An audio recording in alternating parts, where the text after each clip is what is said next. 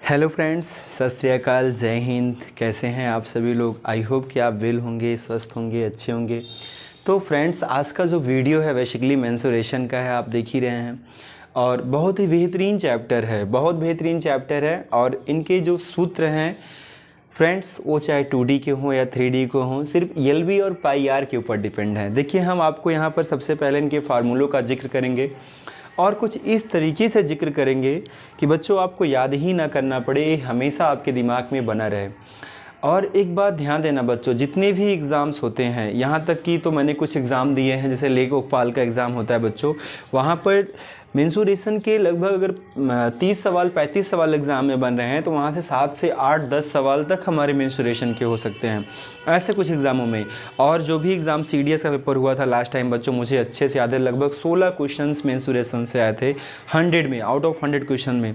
तो बच्चों चैप्टर बहुत ही इंपॉर्टेंट है, जितने भी एग्ज़ाम्स होते हैं सब में मेंस्ट्रुएशन के क्वेश्चन होते हैं और इनका फार्मूला ही मेन है। अगर आपसे कभी एरिया पूछा गया, एरिया का फार्मूला नहीं पता है, वॉल्यूम का नहीं पता है, कर्व सरफेस एरिया का नहीं पता है, टोटल सरफेस एरिया का, तो बच्चों कैसे आप कर पाओगे? नहीं कर पाओगे ना। इसलिए बच्चों सारी चीज़ों को समझते हुए चलेंगे और बहुत बेहतरीन तरीके से इनके फार्मूले को समझेंगे, क्योंकि फार्मूला क्लियर हो जाएगा, कॉन्सेप्ट क्लियर हो जाएगा, तो सवाल हमसे बनने लगेगा। तो चलो बच्चों, शुरुआत करते हैं। मेंस्ट्रुएशन 2D और 3D दोनों के फार्मूलों को स्टडी करते हैं और कुछ इस तरीके से कि इनके फार्मूले को याद ना करना पड़े, ठीक है? तो प्यारे बच्चों, जैसा कि हमने यहाँ लिख रखा है, सबसे पहले मेंस्ट्रुएशन और इनके फार्मूले 2D और 3D के। सबसे पहला फिगर हमारा क्या है? आयत का है। सबसे पहला फिगर किसका है बच्चों? आयत, जिसे हम लोग रेक्टेंगल कहते हैं। आयत क्या होता है? जिसमें आमने और सामने की भुजाएं क्या हों? इक्वल हों। जैसे लंबाई है तो लंबाई के सामने लंबाई और चौड़ाई के सामने चौड़ाई, ये क्या हो? आपस में बराबर हो। यानी जितनी ए है बच्चों उतना ही ए है, जितना चौड़ाई है उतना ही इधर भी है। जब इनका लंबाई और चौड़ाई इक्वल होता है तो उसे हम लोग क्या कहते हैं? आयत कहते हैं। उसी चीज़ को हम लोग आयत कहते हैं जब इनका लंबाई और चौड़ाई क्या हो बच्चों? इक्वल हो। अब देखिए ना, अगर इनका आपको एरिया निकालना है, एरिया का मतलब होता है ए, जो टोटल क्षेत्र घिरा हुआ है, जो चारों लाइनों से घिरा हुआ क्षेत्र है बच्चों, इसी को हम लोग कहते हैं एरिया, इसी को हम लोग कहते हैं क्षेत्रफल। चारों लाइनों से घिरा हुआ जो क्षेत्र है उसी को हम लोग कहेंगे एरिया। कहते हैं ना, इस खेत का इतना एरिया है, इतना जगह घेर रखा है। जो आप जगह घेर रखे हैं वही आपका एरिया होता है। क्लियर बच्चों? अब जैसे एरिया है, अगर एरिया निकालना है तो कुछ भी नहीं करना है आपको, सिर्फ बच्चों लंबाई में चौड़ाई का गुणा कर देना है, यानी लंबाई गुणे चौड़ाई, लेंथ इनटू विड्थ कर देना है बच्चों, हमारा आंसर आ जाएगा। क्लियर है? लंबाई में अगर हम चौड़ाई का गुणा कर देंगे तो हमारा क्या आ जाएगा? एरिया आ जाएगा। बच्चों अगला होता है फार्मूला पेरीमीटर का। देखो, अगर आयत का हमें, बच्चों ध्यान दीजिएगा, अभी हम घनाभ पे चलेंगे, देखना इनके फार्मूले कैसे भी क्रिएट करते हैं, इन्हीं आयत से ही, इसीलिए साथ में लिख रखा है। यही ट्रिक है और आपको याद नहीं करना पड़ेगा, बस थोड़ी देर वीडियो वॉच करिएगा, है ना। बहुत सारे लोग होते हैं थोड़ा सा देखते हैं, स्किप कर देते हैं, तो फिर वो समझ नहीं पाते हैं। थोड़ा सा वेट करोगे तब जान पाओगे आप। अब बच्चों अगर हमें पेरीमीटर निकालना है तो पेरीमीटर क्या होता है? पेरीमीटर का मतलब होता है हिंदी में परिमाप, और परिमाप का मतलब होता है बच्चों चारों तरफ की दूरी। यानी जैसे ए है, यहाँ से यहाँ, यहाँ से यहाँ, ये पूरी जो दूरी होगी ये हमारा क्या होगा बच्चों? पेरीमीटर होगा। चारों तरफ की दूरी जो होगी, जो बाउंड्री है इसका, वही बाउंड्री ही इसका क्या है? परिमाप है। देखो बच्चों, अगर आप इसको जोड़ोगे तो यहाँ यल कितनी बार है? इधर भी यल है, इधर भी यल है, तो हमने यल को जोड़ा तो 2l हो गया। अगर हम बी को जोड़ेंगे तो 2 बार बी भी हो जाएगा। यहाँ पर 2 बार यल है, 2 बार बी है। अगर बच्चों हम दोनों में से 2 कॉमन ले लेंगे तो क्या बचेगा? l प्लस बी, 2 ब्रैकेट में l प्लस बी। ए इनका क्या हो गया? परिमाप हो गया, यानी चारों तरफ की दूरी हो गई बच्चों, ठीक है। जैसे हम लोग परिमाप या परिमाप कहेंगे, सर्कल रहेगा तो परिधि कहेंगे। ये हम लोग का क्या हो गया बच्चों? परिमाप। जैसे मान लो ए 2 होता, ए भी 2 होता है, ए हमारा 1 होता और ए भी 1 होता, तो 2 2 4 होता और 1 1 2 6 हो जाता बच्चों। क्या हो जाता? 6। तो यही चारों तरफ की जो दूरी होती है वही हमारा परिमाप। बच्चों तीसरा इसमें विकर्ण होता है, जो कि मैंने यहाँ नहीं लिख रखा है, तो मैं आपको बता दे रहा हूँ। इसका जो विकर्ण होता है वो विकर्ण क्या होता है? अगर कभी भी आपको आयत का विकर्ण निकालना है तो आयत में यहाँ पर जो एंगल बनते हैं बच्चों 90 डिग्री के बनते हैं, ठीक है। तो यहाँ पर इसलिए पाइथागोरस थ्योरम लग जाएगा। यहाँ पर इसे विकर्ण कहते हैं, ठीक है। ये जो तिरछी दूरी है इसी को हम लोग विकर्ण कहते हैं। जैसा कि हमने कहा हर कॉर्नर पे यहाँ 90 डिग्री का एंगल बनेगा, तो ये हमारा हो जाएगा राइट एंगल ट्रायंगल। अगर इसने की बात करेंगे तो बच्चों यहाँ पाइथागोरस थ्योरम लगेगा। पाइथागोरस थ्योरम क्या होता है? लंब का स्क्वायर, कर्ण का स्क्वायर बराबर लंब का स्क्वायर प्लस आधार का स्क्वायर। तो बच्चों ये हमारा डायगोनल हो गया। अगर इसका स्क्वायर हटा देंगे तो ये अगली चीज़ क्या हो जाएगी? कर्णीय हो जाएगी, यानी ब्रैकेट में कर्णी में L square plus B square, इसका विकर्ण होता है। ठीक बच्चों, ये तो कहानी हो गई हमारी आयत की। ये कहानी किसकी हो गई? आयत की। अब बच्चों अगर हमें घनाभ का निकालना है, आयत और घनाभ में ज़्यादा अंतर नहीं है बच्चों। ए इसका 2D फिगर था, ए इसका 3D फिगर है। 3D का मतलब बच्चों जिसमें हाइट भी आ जाती है, 3 बीमाएँ और इसकी 2 बीमाएँ, जिसकी 2 बीमाएँ दिखें, जिसकी 3 बीमाएँ दिखें। बच्चों यहाँ पर 3D फिगर मतलब क्या हो गया बच्चों? जिसमें हाइट भी ऐड हो जाए, उसी को हम लोग क्या कह देते हैं? घनाभ कह देते हैं। क्लियर है? जहाँ पर हाइट भी आ जाए बच्चों, उसे जैसे आपने देखा होगा जब आप शूज़ खरीदने जाते हैं तो जिस बॉक्स में आपको मिलता है शूज़, वो बच्चों हमारा घनाभ ही होता है। उसमें लंबाई चौड़ाई और उस शूज़ के डिब्बे की हाइट भी होती है, ऊंचाई भी होती है। तो बच्चों वही हमारा क्या होता है? वो हमारा क्या हो जाता है? घनाभ। अब बच्चों ठीक है भाई, इसका हम आयतन निकालते हैं। अब आप समझिएगा बच्चों, इसका हम एरिया निकालते थे, इसका हम क्या निकालते थे? एरिया। अब जैसे बच्चों अगर हम घनाभ की बात करेंगे तो जिसमें हम सूज लेकर आते थे डिब्बे में, उस डिब्बे में हमारा सूज रखा रहता था उसके अंदर, तो हम उसका आयतन निकालते हैं। घनाभ में बच्चों हम आयतन निकालते हैं कि उसमें कितना सामान आ सकता है उस डिब्बे के अंदर, क्योंकि वो उसमें हाइट भी है, वो पूरा बॉक्स है, वो पूरा बॉक्स बंद है। अगर वो पूरा बॉक्स बंद है तो हमें ये देखना होता है उस बंद बॉक्स में क्या क्या चीज़ें आ सकती हैं, कितना सामान आ सकता है। जितना सामान आ सकता है वही उसका क्या हो जाएगा? आयतन हो जाएगा। उस बंद बॉक्स में जितना सामान आ जाए बच्चों, वही उसका आयतन हो जाएगा। तो यहाँ पर हम आयतन निकालते हैं, कैपेसिटी निकालते हैं, उसकी क्षमता क्या है, उसमें कितना सामान आ सकता है। जैसे कोई भी डिब्बा, ये डिब्बा टाइप में है, अब इसमें हम सामान रखेंगे बच्चों, जितना सामान इसके अंदर आ जाएगा वही इसका आयतन होगा। तो प्यारे बच्चों यहाँ कुछ नहीं करना होता है, जैसे उसका एरिया L इंटू बी होता है। अब यहाँ एच बी होता है तो एच बी लिख दो, L B H, यानी तीनों का गुणा कर दो भाई। L और B तो हमने किया ही था गुणा, तो बच्चों यहाँ पर हमें H से गुणा कर देना है तो इसका वैल्यूम आ जाएगा। बात क्लियर? अगर यहाँ पर हाइट होती है तो हाइट का भी हमें मल्टीप्लाई कर देना है।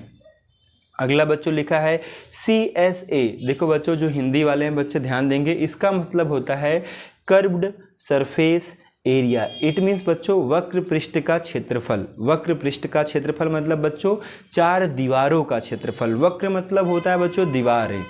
जैसे अगर हाइट जुड़ गई, अब जो डिब्बा था हमारा, जो हमारा डिब्बा था ऐसे तरह से डिब्बा था बच्चों, बंद था, तो उसमें चारों तरफ से जब हाइट जुड़ा तो चारों तरफ की दूरी हो गई।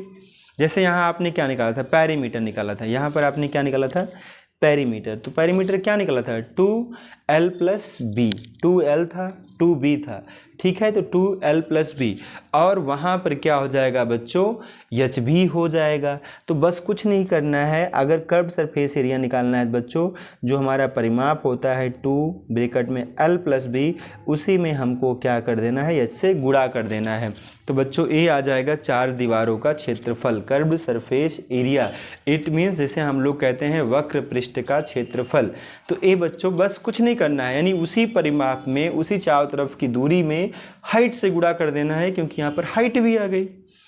देखो सब कुछ वही है, बस हाइट से आप गुणा करते जा रहे हैं, घनाभ का फार्मूला बनता जा रहा है बच्चों, है कि नहीं। अब अगर हम टोटल सरफेस एरिया की बात करें तो बच्चों अभी तक आपने क्या निकाला था? उस डिब्बे के चारों तरफ के दीवारों का क्षेत्रफल निकाला था। जैसे बच्चों एक किताब है हमारे पास, एक छोटी सी बुक है, ए देखो इसकी हमने हाइट मान ली, क्या मान ली? ए इसकी हाइट मान ली, ए इसका लंबाई हो गया, ए इसका चौड़ाई हो गया, और ए इसकी क्या हो गई बच्चों? हाइट हो गई, ठीक है। अब हमने जो अभी तो CSA जो निकाला था, ये चारों तरफ का हमने क्षेत्रफल निकाला था बच्चों, 4 दीवारों का। ये जो दीवारें हो गई चारों छोटे छोटे, इन चारों दीवारों का क्षेत्रफल। अब अगर हमें निकालना है टोटल सरफेस, तो बच्चों इन चारों दीवारों का भी क्षेत्रफल निकालना है, साथ में ये ऊपर का भी क्षेत्रफल और नीचे का भी क्षेत्रफल, इस नीचे का भी क्षेत्रफल। टोटल का मतलब क्या हुआ? दीवारें ऊपर का फेस और नीचे का फेस सबका क्षेत्रफल निकालना है। इसे हम लोग कहते हैं बच्चों टोटल सरफेस एरिया। ठीक है, अब आप समझिएगा बच्चों, टोटल सरफेस एरिया मतलब जैसे यहाँ पर अगर हम साइड का निकालेंगे इनका, तो बच्चों यहाँ पर क्या करेंगे, अगर हम जैसे नीचे की ज़मीन है, ये नीचे वाला फलक है, अगर इसका क्षेत्रफल निकालेंगे बच्चों तो हम यहाँ पर करेंगे L/B, लंबाई गुणे चौड़ाई। और बच्चों इसका जो विपरीत फलक होगा ये ऊपर वाला होगा। अगर जैसे हमारा रूम है, जिस रूम में आप बैठे हैं उसका ये फर्श है और ये छत है बच्चों, तो जो हमारा फर्श का क्षेत्रफल होगा, जो हमारे फर्श का क्षेत्रफल होगा वही तो हमारे छत का क्षेत्रफल होगा, क्योंकि फर्श और छत दोनों तो सेम ही होंगे बच्चों। तो LB इसका क्षेत्रफल, LB इसका, तो हमने लिख दिया 2 × LB, क्योंकि 2 बार एक का क्षेत्रफल निकाल लिए, 2 से गुणा कर दिए, दोनों का आ गया क्षेत्रफल। अब बच्चों अगर हम इस जो सामने की सतह है अगर इसका क्षेत्रफल निकालें तो इसका क्षेत्रफल निकालने के लिए ये आयत टाइप में बन गया। देखो आयत टाइप में यहाँ पर यल है और यच है, तो बच्चों यहाँ यल गुणे यच करना पड़ेगा। और जैसे ए हो गया, ऐसे जस्ट इसके अपोजिट में बच्चों ए चीज़ दिख रहा है, जो पीछे वाला दिख रहा है, इसके अपोजिट का फलक हो गया। तो यानी हमने LH किया बच्चों, और LH के भी हमने 2 बार गुणा कर दिया, आगे का और जस्ट इसके अपोजिट का। जैसे आपने इस साइड का निकाला, अगर एक जो इस साइड का होगा वही पीछे वाले साइड का होगा, जो इस साइड का क्षेत्रफल होगा वही इस साइड का होगा बच्चों। तो हमें क्या कर देना है, 2LH कर देना है। अब बच्चों जब इस साइड आओगे, ध्यान देना, इस साइड इसका जब क्षेत्रफल निकालोगे तो बच्चों यहाँ B है और इसे हम लोग क्या कहते हैं, इसे हम लोग H कहते हैं, हाइट। तो यहाँ इसका क्षेत्रफल निकालने के लिए ये देखो हमारा फिगर ऐसे बन जाएगा, तो इसका क्षेत्रफल निकालने के लिए बच्चों B × H करना पड़ेगा। तो हमने क्या किया, BH, और इसके अपोजिट में जो है बच्चों ए क्षेत्र है, कौन सा, ए वाला क्षेत्र है, इधर वाला। तो बच्चों इनका जब जो क्षेत्रफल होगा वही इसका भी होगा, तो यहाँ 2BH। तो बच्चों जब पूरे को जोड़ देंगे तो संपूर्ण क्षेत्रफल आ जाएगा, तो यानी 2 कॉमन हो गया, ब्रैकेट में क्या बना, LB + BH + LH। बच्चों ये हमारा हो गया संपूर्ण पृष्ठ का क्षेत्रफल, जिसे हम लोग कहते हैं टोटल सरफेस एरिया। बच्चों अगर इसका विकर्ण निकालना है तो इसके विकर्ण का फार्मूला होता है L² + V² और +H²। यहाँ H भी होता है तो H²। तो बच्चों ये हमारा इसके विकर्ण का फार्मूला होता है। ये हमने रेक्टेंगल और क्यूबॉइड के बारे में पढ़ा, घन और घनाभ के, मतलब सॉरी बच्चों, आयत और घनाभ के बारे में पढ़ा। आगे का जब चलेंगे बच्चों, पूरा फार्मूला एक बार क्लियर कर लो बच्चों, फिर देखना सवाल कैसे लगेंगे। हमारा सारा गेम बच्चों LB पे हो रहा है। अब बच्चों हम वर्ग में आ गए। वर्ग हमारा 2D फिगर है, घन हमारा 3D फिगर है। अगर हम इस 2D फिगर की बात करेंगे तो बच्चों यहाँ सबसे पहले हम एरिया निकाल लेंगे। यहाँ भी एरिया वही लंबाई गुणे चौड़ाई करेंगे, लेकिन वर्ग की पहचान क्या है बच्चों, वर्ग की चारों भुजाएं क्या होती हैं, इक्वल होती हैं। जिनकी भुजाएं चारों भुजाएं इक्वल हों उसे हम लोग वर्ग कहते हैं। इसकी चारों भुजाएं इक्वल होती हैं तो इसे हम लोग वर्ग कहेंगे। तो यहाँ लंबाई भी ये है, चौड़ाई भी ये है। तो बच्चों जब लंबाई गुणे चौड़ाई करेंगे, A × A करेंगे, तो हमारा फार्मूला क्या बन जाएगा, A²। A को हम लोग भुजा कहते हैं, तो हम कह सकते हैं साइड का स्क्वायर, चाहे A² लिख दें या साइड स्क्वायर कर दें। तो बच्चों हमारा क्या हो गया, A² इसका क्षेत्रफल हो गया। पेरीमीटर का मतलब कहा, चारों तरफ की दूरी को हम लोग क्या कहते हैं, पेरीमीटर कहते हैं। बच्चों चारों तरफ की दूरी क्या होगी, AAB है, AAB है, AAB है, AAB है, तो A यानी 4A हो जाएगा बच्चों। क्या हो जाएगा, A को जब 4 बार जोड़ेंगे तो क्या हो जाएगा, 4A हो जाएगा, है ना। अब बच्चों अगर हम यहाँ इनका विकर्ण निकालेंगे तो देखो A भी A है, A भी A है, और यहाँ भी बच्चों ये 90 डिग्री सारे होते हैं। तो ये हमारा पाइथागोरस थ्योरम लग जाएगा, यानी विकर्ण का स्क्वायर बराबर लंब का स्क्वायर प्लस आधार स्क्वायर। लेकिन अगर यहाँ से स्क्वायर हटा देंगे तो इस √ लग जाएगा, और यहाँ हो जाएगा लंब स्क्वायर प्लस आधार स्क्वायर। तो बच्चों यहाँ हो जाएगा √2A², है ना।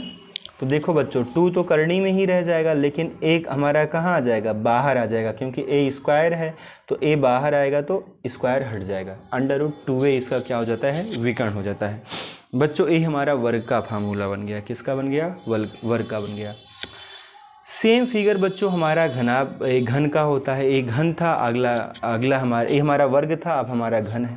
घन में भी बच्चों क्या होगा, सब वर्ग की ही तरह होगा। यहाँ लंबाई चौड़ाई बस यही होगा, जितना इसका लंबाई वही इसका चौड़ाई, और इसकी ऊंचाई भी उतनी ही होगी जितनी इसकी लंबाई और चौड़ाई होगी।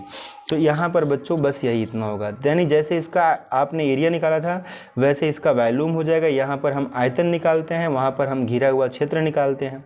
यहाँ पर इस डिब्बे में कितना सामान आ सकता है ये देखते हैं बच्चों। तो यहाँ लंबाई गुणा चौड़ाई तो था ही, बस ऊंचाई बढ़ गया तो ऊंचाई से भी गुणा कर दिया। यानी बच्चों हमारा फार्मूला बन गया ए क्यूब। क्या बन गया, ए क्यूब, या हम कह सकते हैं भुजा का क्यूब। क्लियर है बच्चों, साइड का क्यूब, ए वही फार्मूला है बच्चों। कर्व्ड सरफेस एरिया का मतलब होता है वक्र पृष्ठ का क्षेत्रफल, यानी 4 दीवारों का क्षेत्रफल। तो प्यारे बच्चों जब हम 4 दीवारों का क्षेत्रफल निकालेंगे तो यहाँ 4a था। जब 2 दीवारों का निकालेंगे तो a इंटू ए करेंगे a स्क्वायर, दूसरे का दीवार का निकालेंगे a इंटू ए स्क्वायर, तीसरे का निकालेंगे a स्क्वायर, चौथे का निकालेंगे a स्क्वायर। तो हो जाएगा बच्चों 4 दीवारें होती हैं तो हो जाएगा 4a स्क्वायर। हर 2 दीवार का क्षेत्रफल बच्चों क्या हो जाएगा, a square, a square, a square, a square, ऐसे हमारे पास 4 दीवारें हो जाएंगी। तो चारों दीवारों का क्षेत्रफल क्या हो जाएगा, 4a स्क्वायर। क्लियर है।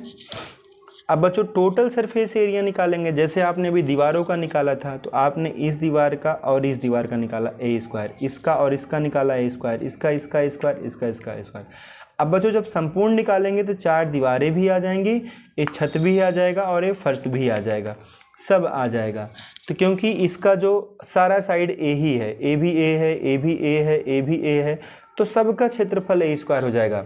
बच्चों 4 दीवारों का क्षेत्रफल तो 4a स्क्वायर था, और छत और फर्श और ले लेंगे तो 2a स्क्वायर और हो जाएगा।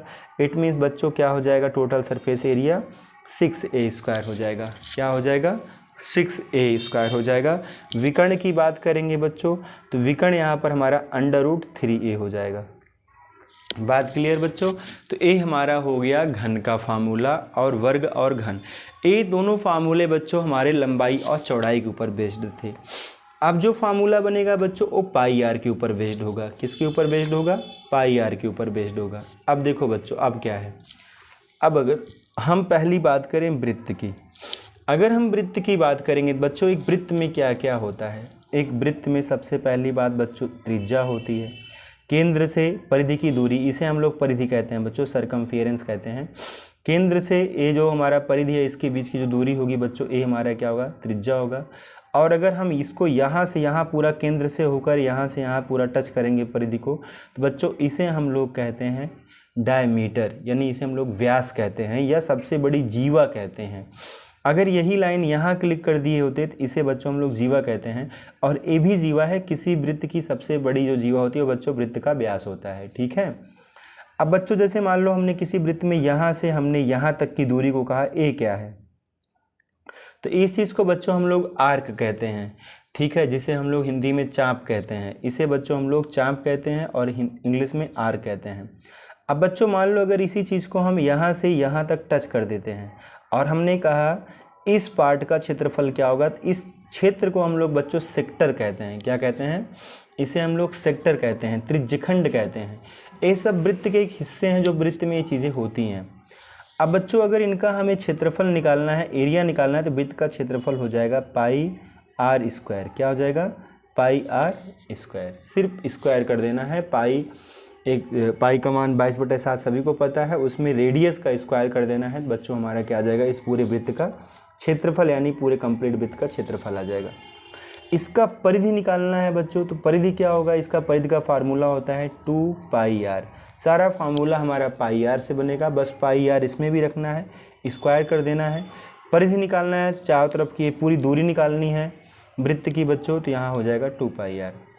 अगर बच्चों लेंथ ऑफ आर्क निकालना है, यानी यहाँ से यहाँ तक की दूरी निकालना है, यहाँ से यहाँ तक की दूरी निकालना है, तो इसका फार्मूला होता है 2 पाई आर थीटा बटे में 360। बच्चों ए इसका फार्मूला होता है। ठीक है, देखो कहीं कहीं बच्चों 2 पाई का मान 22/7 रखते हैं, कहीं 180 रखेंगे। जब 180 रखेंगे तो इससे कट जाएगा, क्योंकि 180 दूना 360 और 360 से 360 कट जाएगा, तो सिर्फ आर थीटा बचेगा। कहीं कहीं सवालों पे कहीं अगर बोलेगा 22/7 रखना है तो वहाँ 22/7 रख के सॉल्व करना पड़ेगा। बच्चों इसे हम लोग कहते हैं सेक्टर, और सेक्टर का एरिया ऑफ सेक्टर अगर आपसे कभी पूछता है सवाल, इनके इंपॉर्टेंट होते हैं। इसका फार्मूला होता है पाई आर स्क्वायर थीटा बटे में 360। क्या हो जाएगा, पाई आर स्क्वायर थीटा बटे में 360 बच्चों एरिया ऑफ सेक्टर होता है। अब देखो बच्चों इसी सर्कल से सिलेंडर बन जाता है। अब अगर आपको सर्कल का फार्मूला याद है तो सिलेंडर का फार्मूला आपको याद नहीं करना पड़ेगा, क्योंकि यहाँ एक सर्कल है बच्चों, यहाँ एक सर्कल है और ए इसकी क्या है, हाइट है। ए इसकी क्या है, हाइट है। ए इसकी हाइट है। अब अगर आपको इसका वॉल्यूम निकालना है, इसमें कितना सामान आ जाएगा, जैसे हम लोग के घर में अनाज वाला ड्रम होता है उसे हम लोग सिलेंडर ही कहते हैं। तो बच्चों इसका जो फार्मूला था सर्कल का क्या था, पाई आर स्क्वायर था। बस इसमें एच और बढ़ गया तो एच से गुणा कर दो, पाई आर स्क्वायर एच हो गया। मतलब बच्चों अगर एक का याद है तो दूसरा याद नहीं करना पड़ेगा। अब अगर इनके दीवारों का क्षेत्रफल निकालना है बच्चों, ठीक है, तो इसका परिधि क्या था, 2 पाई आर था। इनका जो 4 दीवारों का हो जाएगा बच्चों 2 पाई आर, एच बढ़ गया, एच से गुणा कर दो, 2 पाई आर एच हो गया। अब टोटल निकालना है, अभी तो आपने दीवारों का निकाला था, ये जो राउंडिंग है इस राउंडिंग का निकाला था बच्चों। अब अगर टोटल निकालोगे तो नीचे का भी निकालोगे क्षेत्रफल, ऊपर का भी निकालोगे क्षेत्रफल और ये दीवारों का भी। तो दीवारों का तो हमारा 2 पाई आर एच हो गया। और बच्चों अगर इसका निकालेंगे क्षेत्रफल तो इसका क्या हो जाएगा, 2 पाई आर हो जाएगा। लेकिन ये चीज़ कितनी बार है, ये चीज़ बच्चों 2 बार है, 2 पाई आर स्क्वायर हो जाएगा। अब यहाँ पर क्या हो जाएगा बच्चों, अगर इनमें कॉमन ले लेंगे 2 पाई आर तो ब्रैकेट में क्या बचेगा, एच प्लस आर, क्योंकि यहाँ भी 2 पाई आर और यहाँ भी 2 पाई आर, तो 2 पाई आर स्क्वायर हो गया। तो बच्चों 2 पाई आर कॉमन ले लेंगे तो ब्रैकेट में बचेगा एच प्लस आर। बच्चों सिमिलरली अगर हम अर्धवृत्त का क्षेत्रफल निकालेंगे तो इसमें ज़्यादा कुछ नहीं करना है। वृत्त का था पाई आर स्क्वायर, यहाँ बाई 2 कर देना है, अर्धवृत्त का आ जाएगा। इसमें बच्चों पेरीमीटर निकालना है, तो जैसे पूरे का तो था 2 पाई आर था, यहाँ सिर्फ आधा ही है। अगर पूरे का 2 पाई आर है तो आधे का बच्चों पाई आर होगा। लेकिन यहाँ पर क्या है, ए क्षेत्र हमारा और बढ़ गया, क्योंकि कुल दूरी ही तो परिधि कहलाती है। तो ए भी आर हो जाएगा, ए भी आर। वहाँ जबकि पूरा ऐसे था तो आपने पूरे गोलाई का निकाला था दूरी, लेकिन बच्चों यहाँ सिर्फ आधा है तो आधा करेंगे तो पाई आर, लेकिन ए जो 2 बढ़ जाएगा इसका मतलब हो जाएगा 2 आर। अब बच्चों अगर यहाँ आप आर कॉमन ले लेंगे तो पाई प्लस 2, इसका हमारा क्या हो जाएगा, पेरीमीटर हो जाएगा अर्धवृत्त का। ठीक। अगर बच्चों शंकु का वॉल्यूम निकालेंगे तो कोई भी जो शंकु होता है वो बेलन से ही बना होता है, उसी बेलन के हिस्से को यहाँ से ऐसे कट कर देते हैं तो बच्चों शंकु बन जाता है। ऐसे अगर कट कर देंगे तो ए इसका 1/3 होता है, इसका जो भी आयतन होता है वो बेलन का 1/3 होता है। ये आप हमेशा ध्यान रखना, कभी कभी इसी के ऊपर भी क्वेश्चन बन जाता है कि बेलन का आयतन, शंकु का आयतन बेलन के आयतन का कितना भाग होता है, तो 1/3 होता है। अगर बच्चों इसका आपको निकालना है तो कर्व्ड सरफेस एरिया, तो इसका होता है पाई आर यल। ए यल इसका मतलब क्या होता है बच्चों, ये तो एच है और ये यल इसकी तिरछी दूरी है, तो बस पाई आर लिखना है और तिरछी दूरी से क्या कर देना है, गुणा कर देना है। और टोटल सरफेस एरिया निकालना है तो बच्चों दीवार का तो क्षेत्रफल पाई आर यल है, और जो बच्चों इसका जो नीचे है टोटल निकालना तो इस सर्कल का भी निकालना पड़ेगा। इसका जो क्षेत्रफल होगा पाई आर स्क्वायर, तो यहाँ पर बच्चों पाई आर कॉमन ले लेंगे तो एल प्लस आर हो जाएगा। यहाँ पर बच्चों क्या था कि 2 पाई आर नहीं, इसका अगर क्षेत्रफल निकालेंगे तो पाई आर स्क्वायर होगा, थोड़ा सा मैं गलती किया था, इसका भी पाई आर स्क्वायर होगा। तो इसीलिए पाई आर स्क्वायर क्या हो जाएगा, इनको मिला के 2 पाई आर हो जाएगा। अब यहाँ पर 2 पाई आर कॉमन लेंगे तो एच प्लस आर। बच्चों ये वीडियो बहुत लेंदी हो गया, मैंने सोचा था इसमें हम क्वेश्चन भी कर लेंगे लेकिन लग नहीं रहा है बच्चों। 21 मिनट का हो गया, क्योंकि फार्मूले को मैंने अच्छे से बताया है। अगर ये फार्मूले बच्चों क्लियर हैं तो अगले वीडियो में हम आपको लाएंगे क्वेश्चंस मेंसुरेशन 2D और 3D के बहुत बेहतरीन क्वेश्चंस लाएंगे। आप उस वीडियो को ज़रूर वॉच करिएगा। अगले वीडियो तक वेट करो बच्चों, अच्छा वीडियो मिलेगा, चीज़ें बेहतर मिलेंगी। लगे रहो, जुटे रहो बच्चों, लगातार पढ़ते रहोगे तो बहुत अच्छा हो जाएगा मैथ। सारे चैप्टर के हम आपको मैथ्स प्रोवाइड करेंगे 1 बाय 1 करके। किसी पार्टिकुलर चैप्टर का अगर आपको वीडियो चाहिए तो आप भी कमेंट कर सकते हैं, आपके वो सारे वीडियोज़, वो सारे डिमांड पूरी की जाएगी जो आप चैप्टर का वीडियोस मांगेंगे। सो थैंक यू बच्चों, आज के लिए बस इतना ही।